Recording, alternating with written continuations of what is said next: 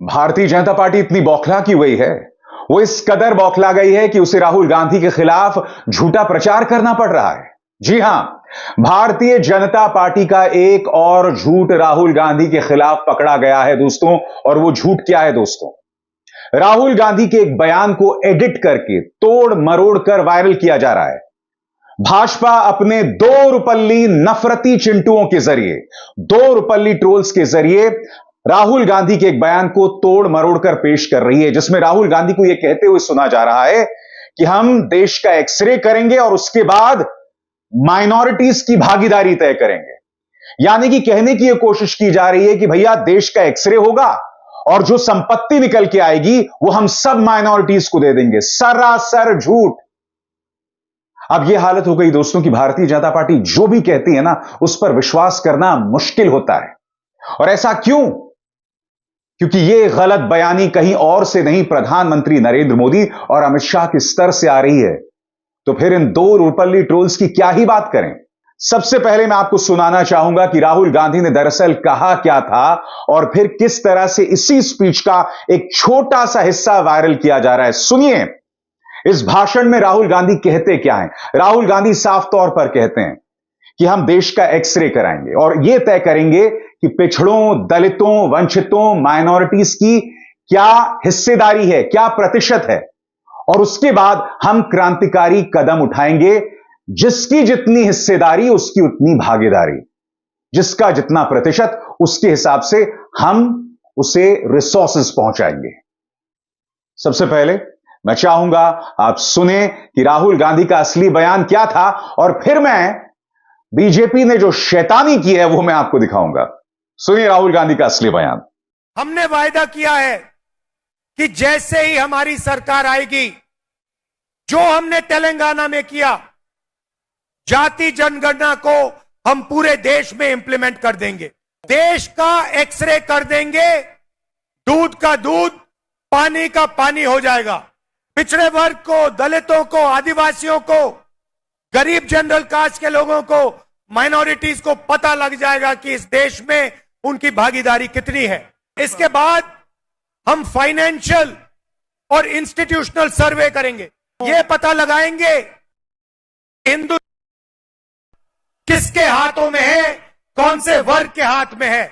और इस ऐतिहासिक कदम के बाद हम क्रांतिकारी काम शुरू करेंगे। जो आपका हक बनता है वो हम आपके लिए, आपको देने का काम करेंगे।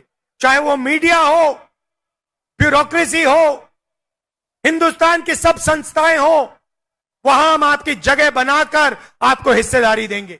अब मैं आपको बताना चाहता हूं दोस्तों, वो बयान जो कि वायरल किया जा रहा है, इस पूरे भाषण में से सिर्फ 12 सेकंड का एक बयान राहुल गांधी के खिलाफ वायरल किया जा रहा है। वाकई किस तरह की बुद्धि है इन लोगों की। मैं आपसे फिर पूछना चाहता हूं, आपने कांग्रेस के बैंक खाते फ्रीज कर दिए, आपने विपक्ष के नेताओं को, दो मुख्यमंत्रियों को जेल में डाल दिया है। आप ये कह रहे हैं कि हम आसानी से 400 सीटें जीत लेंगे। आप धर्म के आधार पर देश की जनता को ब्रेन वॉश कर रहे हैं। आपके हाथ में तमाम एजेंसीज हैं। गुप्त चुनावी चंदा का 60% आपकी जेब में गया है। इस सब के बावजूद भारतीय जनता पार्टी को झूठ बोलने की जरूरत पड़ रही है। सुनिए राहुल गांधी के किस बयान को वायरल किया जा रहा है दोस्तों, यह कहते हुए कि राहुल गांधी का बहुत खतरनाक प्लान है। सुनते हैं। देश का एक्सरे कर देंगे। दूध का दूध, पानी का पानी हो जाएगा। माइनॉरिटीज को पता लग जाएगा कि इस देश में उनकी भागीदारी कितनी है। आपको यह समझना पड़ेगा दोस्तों, आप उन दो रुपल्ली ट्रोल्स को आप इसका दोष नहीं मढ़ सकते हैं। यह कोई और नहीं, भाजपा का शीर्षस्थ नेतृत्व कर रहा है। प्रधानमंत्री अब भी कांग्रेस के घोषणा पत्र के बारे में गलत बयानी कर रहे हैं, बार बार कर रहे हैं। वो कहीं ना कहीं उस फलसफे में विश्वास करते हैं कि जब आप एक ही झूठ को 1000 बार कहें तो बाद में जाके वो सच हो जाता है। यह बहुत ही खतरनाक सोच है दोस्तों, जिसका ताल्लुक 1940 में एक शख्सियत के साथ थी। सवाल यह कि क्या उसी तजुर्बे को भारत में दोहराया गया है? मैं आपको बताता हूं कि प्रधानमंत्री बार बार कांग्रेस के घोषणा पत्र के बारे में गलत बयानी कर रहे हैं। अब उन्होंने एक बार फिर टोंक राजस्थान में क्या कहा उस पर गौर कीजिए। वो कहते हैं, परसों राजस्थान में मैंने देश के सामने कुछ सत्य रखा और पूरी कांग्रेस और इंडी गठबंधन में भगदड़ मच गई। मैंने सत्य रखा कि कांग्रेस आपकी संपत्ति छीनकर उनके खास लोगों को बांटने की गहरी साजिश रचकर बैठी है। मैंने जब उनकी इस राजनीति का पर्दाफाश किया तो इससे उन्हें इतनी मिर्ची लगी कि वे हर तरफ मोदी को गाली देने में लगे हैं। मैं कांग्रेस से जानना चाहता हूं कि आखिर वे सच्चाई से इतना क्यों डरते हैं, वे अपनी नीति को इतना क्यों छुपाते हैं। जब आपने ही नीति बनाई तो अब उसे स्वीकार करने में क्यों डर है?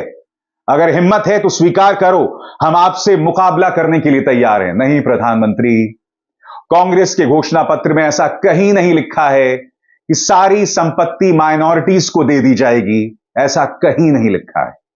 नंबर एक, उस पूरे घोषणा पत्र में संविधान के हिसाब से बातें लिखी गई हैं। प्रधानमंत्री, आप अपने भाषणों में न सिर्फ माइनॉरिटीज के खिलाफ बोल रहे हैं बल्कि आप गलत बयानी भी कर रहे हैं जो सरासर गलत है। मैं आपसे समझना चाहता हूं, राहुल गांधी का भाषण बिल्कुल स्पष्ट है। वो यही कह रहे हैं कि जिसकी जितनी जनसंख्या उसकी उतनी भागीदारी, इसमें कुछ गलत नहीं है। सवाल तो यह उठना चाहिए कि आखिर देश के जो तमाम स्रोत हैं, रिसोर्सेज हैं, सिर्फ आपके परम मित्र के पास क्यों जाते हैं? यानी कि अगर मुंबई एयरपोर्ट होगा तो एक औद्योगिक समूह से छीनकर प्रधानमंत्री के परम मित्र को चले जाता है।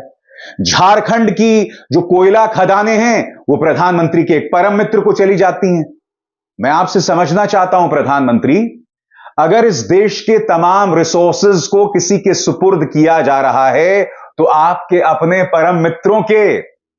कांग्रेस तो सिर्फ देश के गरीबों की, पिछड़ों की, दलितों की बात कर रही है, माइनॉरिटीज की बात कर रही है। और यही नहीं, अगर आपने राहुल गांधी के भाषण को सुना होगा, उन्होंने कहा कि अगड़ी जाति के गरीब लोगों। इससे आपको क्या दिक्कत हो सकती है प्रधानमंत्री?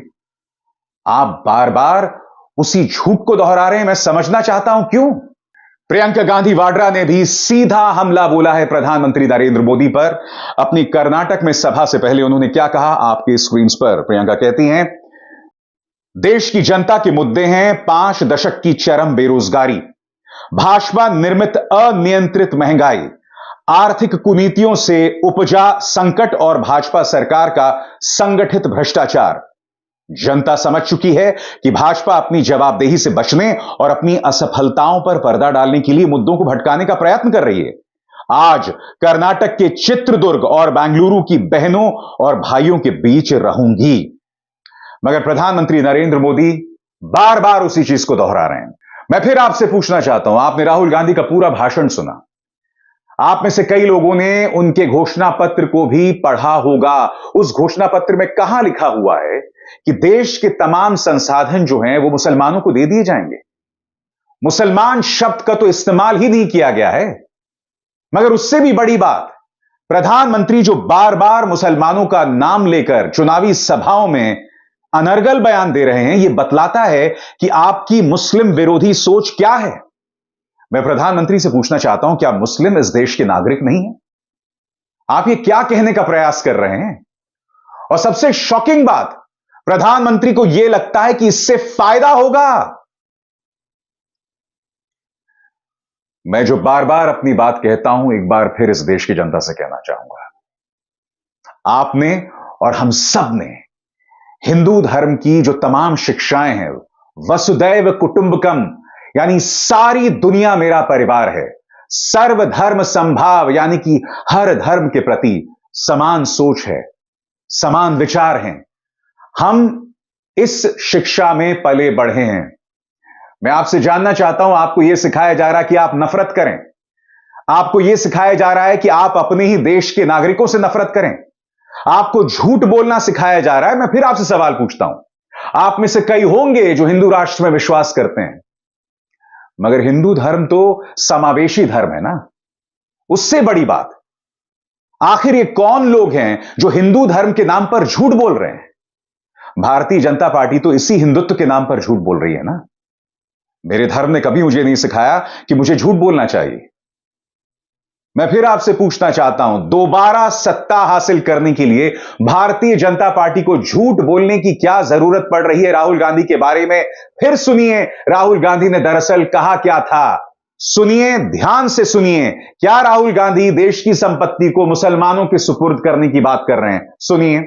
हमने वायदा किया है कि जैसे ही हमारी सरकार आएगी, जो हमने तेलंगाना में किया, जाति जनगणना को हम पूरे देश में इंप्लीमेंट कर देंगे।